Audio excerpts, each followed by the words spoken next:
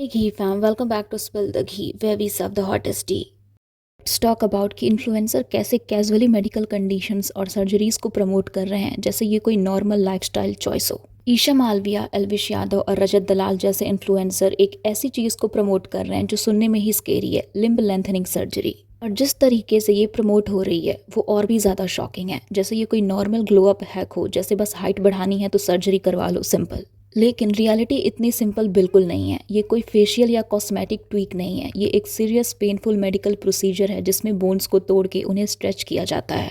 Imagine करो, months तक rods लगे रहते हैं, कांस्टेंट पेन होता है, इन्फेक्शन का रिस्क अलग, नर्व डैमेज का रिस्क अलग, और रिकवरी 6 महीने से लेकर 1 साल या उससे भी ज़्यादा लग सकते हैं। और फिर भी गारंटी नहीं होती कि सब परफेक्टली हील हो ही जाएगा। तो प्रॉब्लम सर्जरी नहीं है, प्रॉब्लम है उसकी प्रेजेंटेशन। जब आप सिर्फ एडवांटेजेस दिखाओगे और डिसएडवांटेजेस कन्वीनियंटली इग्नोर कर दोगे तो वो अवेयरनेस नहीं होता, वो मैनिपुलेशन होता है। और जब ये काम कोई ऐसा इंसान करे जिसके मिलियंस में फॉलोअर्स हो तो इम्पैक्ट और डेंजरस हो जाता है। ये लोग एक तरह से मिसलीडिंग मार्केटिंग कर रहे हैं जो कि हार्मफुल हो सकती है। और सबसे शॉकिंग बात यह है कि ये कोई छोटे क्रिएटर्स नहीं हैं जिनको पैसे की ज़रूरत हो। इनके पास ऑलरेडी इतना फेम, इतनी ब्रांड डील्स, इतनी रीच है, फिर भी ऐसी रिस्की चीज़ प्रमोट करना, मतलब सीरियसली किस कॉस्ट पे? अपनी ऑडियंस की हेल्थ पे? क्योंकि रियलिटी ये है कि ऑडियंस ब्लाइंडली ट्रस्ट करती है। लोग सोचते हैं ये बोल रहा है तो सही ही होगा, और वही सबसे बड़ा ट्रैप है।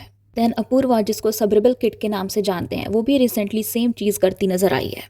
रिसेंटली इसने पीसीओडी जैसे सीरियस इशू के लिए टैबलेट्स प्रमोट किए, और जो एक्सप्लेनेशन दी वो और भी शॉकिंग थी। वीडियो में वो बोलती है कि डॉक्टर ने उसे बोला लाइफस्टाइल चेंज करो, रूटीन फिक्स करो, अनहेल्दी हैबिट्स छोड़ो, और उसका रिस्पॉन्स था ये सब नहीं हो पाएगा, इसलिए उसने टैबलेट्स लेना स्टार्ट कर दिया और प्रॉब्लम ठीक हो गई। ये फनी नहीं है, ये डेंजरस मैसेजिंग है, क्योंकि पीसीओडी पीसीओएस कोई ऐसी कंडीशन नहीं है जो एक रैंडम टैबलेट से फिक्स हो जाए।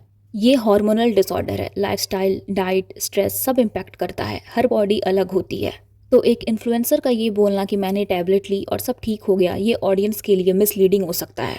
अभी जिसको नहीं पता होगा, मृणाल पांचाल जो कि एक बहुत फेमस इन्फ्लुएंसर है, उसको ये प्रॉब्लम थी। उसने ओपनली शेयर किया कि वो इस कंडीशन से कितना सफ़र कर रही थी। उसने सर्जरी कराई थी सिस्ट को रिमूव करने के लिए, और अब वो अवेयरनेस क्रिएट कर रही है ताकि लोग समझ सके कि ये सीरियस इशू है। तो एक तरफ अवेयरनेस है और दूसरी तरफ प्रमोशन के नाम पे इल्यूजन क्रिएट किया जा रहा है।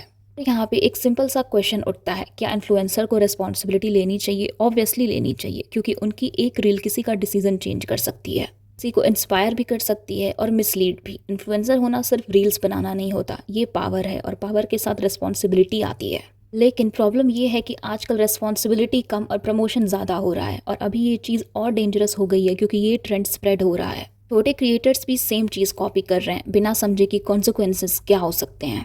इसलिए एज एन ऑडियंस थोड़ा स्मार्ट बनना पड़ेगा। हर चीज़ जो एस्थेटिक लगती है वो सेफ नहीं होती, हर क्विक फिक्स एक्चुअली फिक्स नहीं होता, और हर इन्फ्लुएंसर एक्सपर्ट नहीं होता। और इन्फ्लुएंसर को भी ये समझना चाहिए कि आपकी ऑडियंस ने आपको फेम दिया है, उनका ट्रस्ट मत तोड़ो, हेल्थ को कंटेंट मत बनाओ, और अगर बना रहे हो तो एटलीस्ट कंप्लीट ट्रुथ दिखाओ। कोई भी ब्रांड डील लेने से पहले रिसर्च करो, उसका एडवांटेजेस डिसएडवांटेजेस दोनों देखो कि क्या ये चीज़ आपके ऑडियंस के लिए सही होगी भी या नहीं।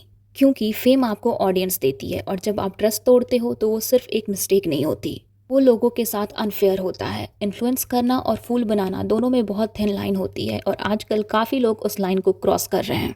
सोशल मीडिया पर जो दिखता है वो हमेशा सच नहीं होता, और जब बात आपकी हेल्थ की हो तो इन्फ्लुएंस से ज़्यादा इन्फॉर्म्ड डिसीजन लेना ज़रूरी होता है। तो या that was it for this video. और अगर आपको ये वीडियो अच्छी लगी हो तो hit like, share and subscribe, and comment what you think, and I will see you in the next bill.